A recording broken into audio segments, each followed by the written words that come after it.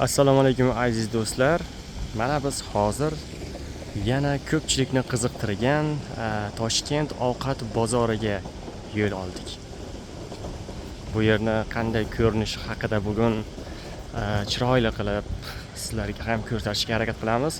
Viloyatliklar, misol bu yerga kelmaganlar uchun bu qiziq bo'lishi mumkin, kelib ketganlar uchun xotiralarni yangilaymiz.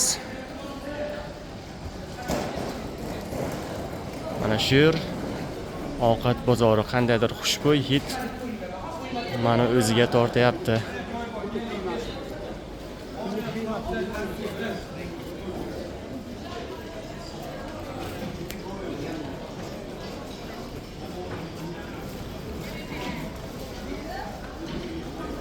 Turli xil o'zbek milliy taomlari bu yerda pishiriladi va xalqimiz, turistlar bundan bahramand bo'lishadi. Bu yerga juda ham odamlar oqimi kuchli bo'lib ketadi, obedda va ovqatlanadigan vaqtlarda ayniqsa. Bundan tashqari turistlar ham bu yerga juda ham ko'p kelishadi. Shu yerdagilar juda ham yaxshi bilishadi. Qozog'istondan ayniqsa, keyin Yevropa taraflaridan juda ham ko'pchilik aynan mana shu o'zbek milliy taomlari pishiriladigan Toshkent Chorsudagi ovqat bozoriga kelishadi.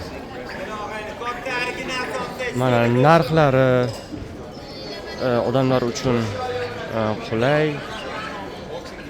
Bu yerda har xil manta deysizmi, xonim deysizmi, osh deysizmi, baliq. Mana baliqlarni chiroyli qilib tayyorlab qo'yishibdi.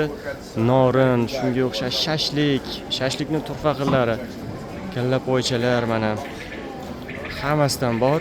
Mana oshlarimiz pishyapti. Bemalol kelib Toshkentga kelganda mana shu Chorsu ovqat bozorini bir marta aylanib taomlardan yeb ko'rishni maslahat beramiz. Hammasi halol, Xudo xohlasa hammasi mazali pishiriladi ovqatlari. Kirib kelishni ko'rsatdim. Bu yoqdan kirib kelsa ham bo'ladi.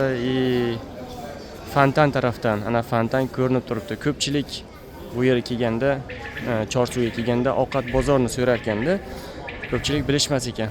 Ana Arinter fontanni hamma biladi. Fontan tarafdan kirib kelish, mana bu bino ko'rindimi? Mana shu ovqat bozori. Xuddi shunday kirib kelishingiz mumkin. Hammalaringizni kutib qolamiz mana shu yerda. Hammaga omad, kanalimizga obuna bo'lishni va fikr mulohazalaringizni kommentariyada qoldirishni unutmang. Shu yerdan kelib ovqatlanganmisiz? Ovqatlari qanday? O'z taassurotlaringizni ham kommentariyada yozib qoldirishni unutmang. Mana akalarimiz shashlikni hidini atrofga taratib mazza, juda ham mazza.